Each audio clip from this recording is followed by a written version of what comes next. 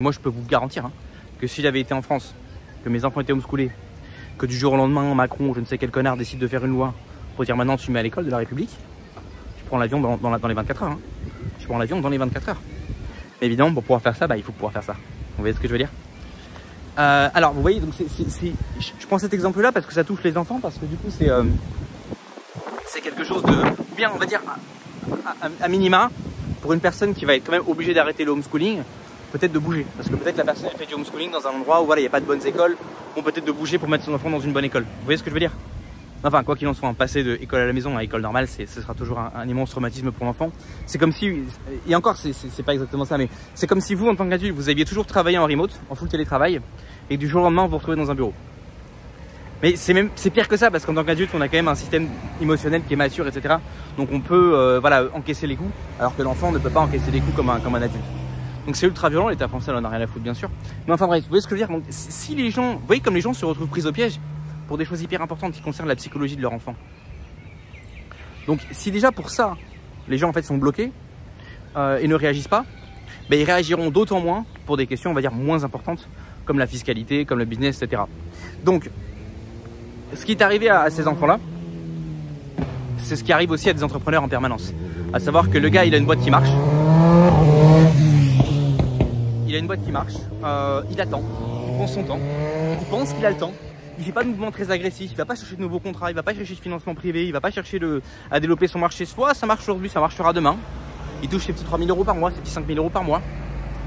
Il a un business qui tourne, il a une niche rentable, il est placé dans une industrie où là il y a de la rentabilité. Il pourrait se dire, ok, je vais scaler un maximum, je vais me développer un maximum, je vais diversifier un maximum, je vais faire tout ce qu'il faut pour passer de 3 000 à 30 000, de 30 000 à 300 000 s'il faut, euros par mois je parle. Non, il se dit, bon, je suis bien, on verra demain. Et un jour, l'État français sort une taxe. Et il est terminé, le mec. Et il se retrouve à bosser comme le dernier des employés. Le mec, si tu veux, en 2018, il était entrepreneur, il gagnait 5 000 par mois. En 2019, il se retrouve employé, il a 2005. Il obéit aux ordres d'un patron. Parce qu'il n'a pas pensé à miner agressivement la niche rentable qu'il avait trouvée. Donc quand vous trouvez une niche rentable, quand vous trouvez un truc rentable, minez-le comme un bourrin. Et en parlant de ça, c'est le moment d'aller chercher en description tes petits goodies. Tu as les 10 erreurs fatales de l'expatrié et 5 clés pour se lancer sur Airbnb sans argent. Tout ce que tu vas faire, c'est cliquer en description, t'inscrire à la newsletter. Ensuite, tu vas voir dans les articles, il y a un article qui commencer ici. Et c'est l'article qui est featured. Tu as au début de l'article les 2 liens pour télécharger gratuitement ces 2 petits guides. Les 10 erreurs fatales de l'expatrié et 5 clés pour se lancer sur Airbnb. Aussitôt tu appliqueras ces petits conseils, aussitôt tu pourras gagner de l'oseille et quitter le shithole France. On se retrouve tout de suite. D'accord, pilonnez-moi cette niche, mais tirez jusqu'au dernier minerai d'or là. Vous voyez ce que je veux dire? Mais il faut traire la vache jusqu'à qu'elle soit maigre, quoi, qu'il n'y ait plus rien, quoi. Faut presser le citron maximum et se gaver. Une fois que vous êtes gavé, là vous pouvez vous reposer. Ne vous reposez pas avant d'avoir miné le truc jusqu'au dernier centimètre, jusqu'au dernier millimètre de minerai d'or. Je vous prends un autre exemple. Moi en Roumanie, quand j'ai lancé mes boîtes, il y a quelques années maintenant, on était autour de, je crois, on était à 5% sur les dividendes. Il y a quelques années, ils sont passés de 5% à 8%. En 2025, ils vont passer à 10%. Et là, je vous parle simplement des dividendes. Mais il y a aussi d'autres types de taxation qui ont également augmenté. Donc quand vous cumulez toutes les augmentations de taxes, vous vous retrouvez à devoir payer des impôts qui d'une année sur l'autre sont quelquefois doublés, sont quelquefois triplés. Je ne sais pas si vous imaginez, on ne parle pas d'une augmentation d'impôt de 5%, de 10%. On parle de taxes où telle année vous payez 100, l'année d'après vous payez 200. Donc si entre-temps vous n'êtes pas barricadé, vous n'avez pas miné le truc à fond les ballons, d'accord, vous n'avez pas créé de structure légal, fiscal, avec un avocat, avec un comptable, pour pas vous protéger de ce type d'augmentation, vous êtes dans la merde. Et des fois, vous êtes dans la merde en mode vous allez gagner moins. Des fois, vous êtes dans la merde en mode le business n'est plus rentable. Juste, vous avez une équation, et dans l'équation, il y a un élément qui passe en négatif. Du coup, le business en entier s'écroule. Vous voyez, donc, réfléchissez, regardez autour de vous. Vous pouvez regarder sur tous les sujets. Prenons un sujet un peu bateau. Par exemple, les films, les séries. Regardez simplement une série qui a 5 ans. Et vous allez voir à quel point c'est l'énergie qui se dégage de ces séries-là n'a plus rien à voir avec ce qu'on a aujourd'hui. Vous voyez, donc même sur le plan culturel, en fait, les choses changent très vite. Donc que ce soit sur le plan culturel, que ce soit sur le plan business, que ce soit sur le plan fiscal, ça peut changer très vite. D'accord? Parlons un peu du plan business d'ailleurs. Vous avez un... Ils sont attirés par ma place, c'est un truc de ouf. Vous avez un business qui tourne parce que vous êtes un marché rentable. Et là, je ne parle même pas de la législation parce que vous pouvez vous faire niquer par la législation, à savoir que ce que vous faites n'est plus légal. Ou alors il y a une nouvelle obligation qui fait que c'était légal et puis il y a un des éléments dans votre business qui n'est plus légal ou maintenant vous êtes forcé de trouver une autre solution qui fait que le business n'est plus rentable. Donc il y a le côté est-ce que c'est légal, est-ce que c'est pas légal. Il y a le côté est-ce que c'est rentable en termes fiscal. Et maintenant il y a le côté est-ce que c'est rentable en termes de marché. Aujourd'hui, vous êtes lancé dans une niche, ok, ça marche, très bien. Mais est-ce que ça marchera demain? Est-ce que demain, les gens ne seront pas passés à autre chose? Peut-être que vous bénéficiez d'un effet de vague. Ou bien peut-être que c'est pas un effet de vague, mais qu'il y a des compétiteurs plus gros qui vont se positionner plus tard. Peut-être qu'il y a des compétiteurs qui vont mettre du temps à arriver parce qu'ils sont peut-être plus institutionnels, ils sont plus gros, donc ils bougent moins vite. Mais quand ils vont arriver, ils vont arriver en mode des putains de rouleaux compresseurs. Ils vont broyer les petits. Ou ils vont racheter peut-être les petits qui sont intéressants. Mais à ce moment-là, il faut déjà avoir une taille intéressante pour pouvoir revendre à ces gens-là. Vous voyez ce que je veux dire? Donc même sur le plan business, vous trouvez un truc qui marche aujourd'hui, rien n'assure que ça marchera demain. Rien n'assure que demain, il n'y aura pas une innovation qui rendra votre niche complètement caduque, ou bien il n'y aura pas un changement au niveau des concurrents, c'est-à-dire un nouveau concurrent qui va arriver, qui sera 10 fois plus gros et qui va vous bouffer. Ou bien il y aura une multiplication des petits, ce qui fait que vous allez devoir effectivement réduire vos marges, je commande où sera plus rentable. Ou bien effectivement tout ce dont j'ai parlé avant, les changements législatifs, les changements fiscaux, etc. Donc comprenez que tout change très vite. Et que ce soit pour le business ou que ce soit en termes de la capacité à bouger rapidement, par exemple parce que l'État du jour au lendemain décide qu'il faut piquer le bétail. On va piquer le bétail, on va mettre des doses au bétail. Et vous voulez pas qu'on vous pique. Parce que vous dites, mais moi je suis pas partie du bétail, je suis au milieu d'eux, mais je suis pas comme eux. L'État me dit, mais pour nous, tu es du bétail. Donc tu prends ta dose ou bien tu prends ta dose. Et si vous êtes un esclave de bureau et que votre patron vous dit, nous, pour venir dans le bureau, là, c'est que il faut que ce soit dosé. Si t'es pas dosé, t'es pas bon. C'est comme les fermiers, hein. Les fermiers, il faut qu'ils piquent leur vache. Hein. Automatiquement, ça fait pas partie. C'est exactement la même chose en fait. Le fermier, pour vendre son bœuf, son beefsteak, il faut que ses vaches soient piquées. Parce qu'automatiquement, s'il n'y a pas les bons antibiotiques, s'il n'y a pas les bons trucs, on va te dire que c'est pas aux normes. C'est exactement pareil au bureau.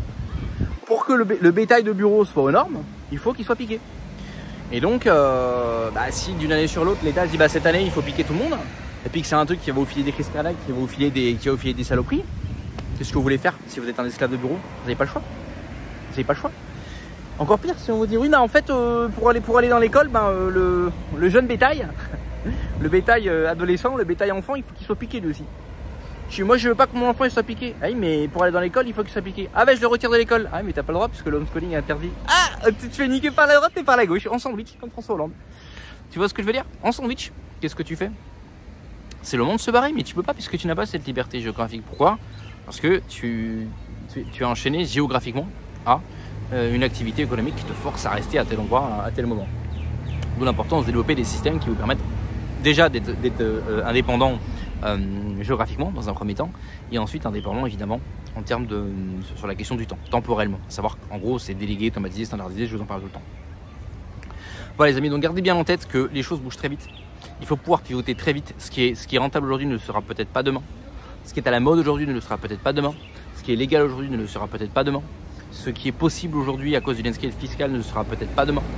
Ce qui est le marché aujourd'hui qui est porteur ne sera peut-être plus demain. Il y aura peut-être des plus gros compétiteurs ou plein de petits qui vont se multiplier. L'endroit où vous vivez aujourd'hui, il fait peut-être bon vivre là où vous êtes aujourd'hui. Il faut peut-être bon vivre là où vous êtes aujourd'hui. Demain, ça va être la catastrophe parce que Bruxelles a décidé que dans votre bled, on va débarquer 200 000 Afghans. Ah ouais, mais vous êtes bloqué parce que vous bossez dans un endroit qui est à côté, vous pouvez pas retrouver de taf parce que vous n'êtes pas formé, parce que vous n'avez pas mis à jour vos skills. Vous avez peur, vous pouvez pas retrouver du taf, vous n'avez pas de boîte qui tourne. Vous êtes obligé de rester là. Le problème, c'est que là, on fait débarquer 300 000 Afghans. Ça va être chaud. Alors vous allez vous dire, oui, mais moi je reste enfermé chez moi, personne ne va rien me faire. Hey, mais ta gamine en CP. Toi, je finis ma vidéo. Hein? Non, ça tourne là. Je vais couper au montage. Ouais, je peux être ton répondre encore. T'as tout. ta gamine qui est au CP, elle se retrouve dans l'allée, mettons, ta gamine est en 6ème. Elle est avec un mineur. Ils l'ont mis un mineur juste à côté d'elle en classe, ouais.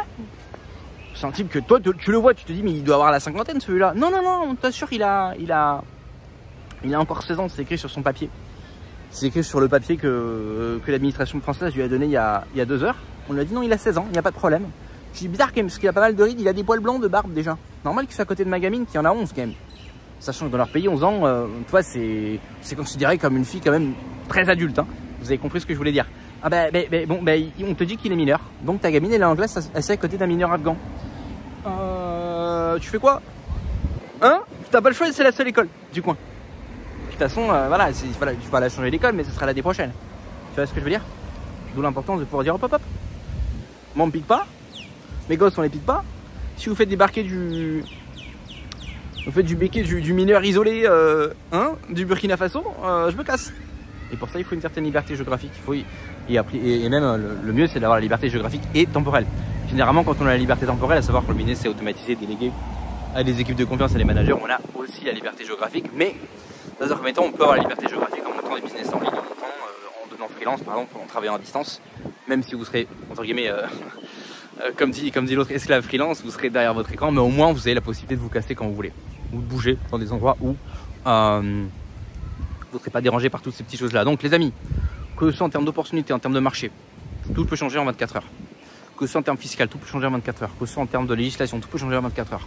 Que ce soit dans votre cadre de vie, tout peut changer en 24 heures. Les choses changent très vite, donc il faut même être capable de changer très vite, de vous adapter très vite. Ne vous dites pas, je me lance là-dedans, ça marche un petit peu, tiens c'est pas mal, je vais prendre mon temps, ne prenez pas votre temps.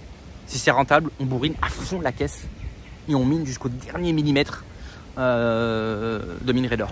Ok, jusqu'à qu'il n'y a plus rien dedans, le citron il était pressé, il est sec, mais comme le Sahara quoi. Là on peut se détendre. Quand c'est sec, on sait qu'il n'y a plus rien, là on peut se calmer. Tant que c'est pas sec, tant qu'on n'a pas miné jusqu'au dernier millimètre, tant qu'on n'a pas pressé le citron jusqu'à la dernière goutte, on presse. D'accord? Et toutes les personnes qui sont enrichies ont fait de cette manière-là. À un moment donné, ils sont tombés sur un truc rentable. Ils se sont dit, ok, ça c'est rentable, ça je peux déléguer, ça je peux automatiser, ça je peux scale. Ils ont scale à fond. Et quand il n'y avait plus de capitaux, ils ont cherché du financement privé. Parce qu'il ne faut pas compter sur les banques non plus. Enfin, à moins d'être dans un truc ultra traditionnel, ou bien d'avoir un track record, ou bien d'avoir des contacts, mais généralement, il va falloir se démerder autrement. Comme je vous l'ai dit les amis, tous les gens qui sont enrichis dans l'entrepreneuriat, c'est sur des time frames de 2 à 5 ans. Donc, je ne vais pas vous faire croire que grâce à l'IA, vous allez pouvoir faire des contrats gris ou des ambassadeurs virtuels pour gagner 300 000 € en 6 mois, ou en 3 mois, ou en 1 mois. Ah non, le mec, il était censé avoir gagné 300 000 € en 1 mois. Enfin, bon, là, c'est du foutage de gueule, on est bien d'accord. Personne ne va gagner 300 000 € en 1 mois à partir de 0 à 18 ans, sans compétences, sans capitaux. Par contre, il est tout à fait possible qu'un type qui soit déjà dans un marché en question, dans un marché donné, depuis plusieurs années ou depuis plusieurs mois, qui sont en train de trimer, qui sont en train de chercher, qui sont en train de prospecter, à un moment donné, tombe sur le contrat, ou paf, ça va débloquer une porte qui va débloquer une porte, et où effectivement, en 1 mois, en 2 mois, en 3 mois, il va effectivement directement commencer à faire de très gros chiffres. Mais attention, pour en arriver, pour débloquer cette opportunité, ça fait peut-être un petit moment qu'il est sur le marché. Je vous encourage pas à rester 10 ans, 15 ans sur le même marché en attendant, en guettant l'opportunité. Mais sachez que dans l'entrepreneuriat, ça va se passer comme ça. C'est-à-dire qu'au début, vous allez rentrer dans un truc, il faut qu'il y ait des indicateurs positifs. Moi, je vous parle des critères de testabilité. Réussir en moins de 30 jours à faire une vente pour savoir qu'il y a eu potentiel. Mais vous allez voir que au début, vous allez ramer. Jusqu'au moment où il va y avoir un déclic. Et c'est pas un déclic psychologique, hein, c'est un déclic en termes de vous allez trouver un contrat, un contact, un positionnement, une offre qui va fonctionner. Et c'est ça que vous allez scale. Et c'est quand vous allez trouver ce truc-là et que vous allez le scale à fond, que vous allez emmagasiner le plus de fric, jusqu'au moment où après forcément vous allez atteindre une vitesse de croisière, ça va se stabiliser. Et là effectivement, c'est là où il y a une phase où on emmagasine des capitaux, une phase où on stabilise ces capitaux. Ouais les amis, si l'entrepreneuriat vous intéresse ou l'expatriation, si le développement, le système pour acquérir cette liberté géographique, cette liberté temporelle, pour pouvoir s'affranchir d'un état qui peut du jour au lendemain vous dire qu'il veut vous piquer, vous faire débarquer des gens de pays qu'on n'arrive pas à prononcer le nom. N'est-ce pas, de s'affranchir de toute cette hostilité.